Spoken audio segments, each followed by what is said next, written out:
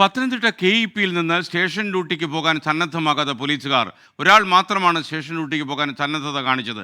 Local ഡ്യൂട്ടിക്ക് മാനസിക സമ്മർദ്ദം കൂടുന്നുവെന്ന് പോലീസുകാർക്കിടയിൽ തന്നെ ആക്ഷേപമുയരുന്നു. ഷബീദ് റാവുത്തർ ചേരുന്നു തിരുവനന്തപുരത്ത് നിന്നും ടെലിഫോൺ ലൈനിൽ. ഷബീദ്, എന്താണ് യഥാർത്ഥ വസ്തുത?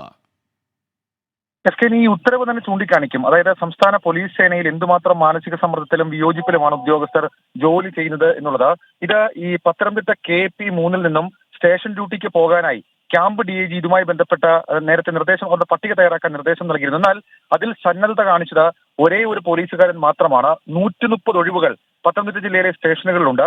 ഈ സാഹചര്യത്തിലാണ് പോലീസുകാർ സ്റ്റേഷൻ ഡ്യൂട്ടിക്ക്, ലോക്കൽ സ്റ്റേഷനുകളുടെ ഡ്യൂട്ടിക്ക് പോകാൻ ഇപ്പോൾ വിസമ്മതം കാണിക്കുന്നത്. ഇത് ഗൗരവമായി പോലീസിന്റെ ഉന്നത ഉദ്യോഗസ്ഥർ എടുത്തിട്ടുണ്ട് എന്നുള്ളത് ഏറ്റവും പ്രധാനപ്പെട്ട കാര്യം. സ്റ്റേഷനിലും ക്യാമ്പിലും ഒരേ ശമ്പളമാണ്, പക്ഷേ മാനസിക പിരിമുറുക്കം, മാനസിക സമ്മർദ്ദം അടക്കമുള്ള കാര്യങ്ങൾ അതാണ് പോലീസുകാരെ പിന്തിരിപ്പിക്കുന്നത് എന്നുള്ളതാണ് നിലവിൽ ഇപ്പോൾ ഉന്നത പോലീസ് ഉദ്യോഗസ്ഥർ വിലയിരുത്തുന്ന കാര്യം. പക്ഷേ ഇത് മറികടക്കാൻ ഉന്നതതലത്തിൽ ഗൗരവത്തോടെയുള്ള ആലോചനകളും ചില തീരുമാനങ്ങളൊക്കെ നടപ്പിലാക്കാനാണ് നിലവിൽ ഇപ്പോൾ ആലോചിക്കുന്ന ഒരു കാര്യം. SK